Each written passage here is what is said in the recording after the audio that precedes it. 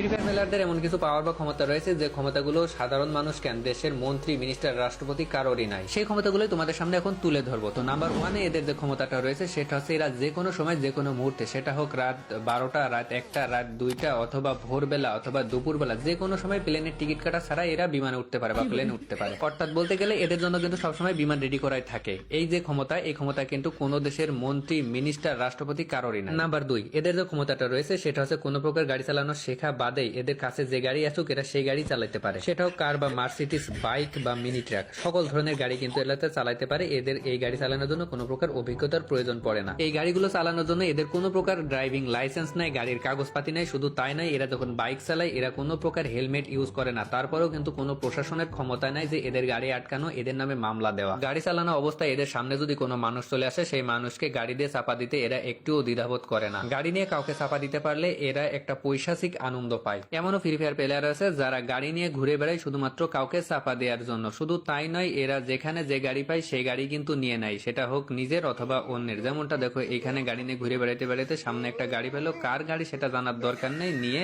ভাগলো। এখানে যে ড্রাইভার গুলো আছে সবগুলো ড্রাইভারই কিন্তু একরকম, মেন রোড বাদ দিয়ে সাইড রোড দিয়ে যে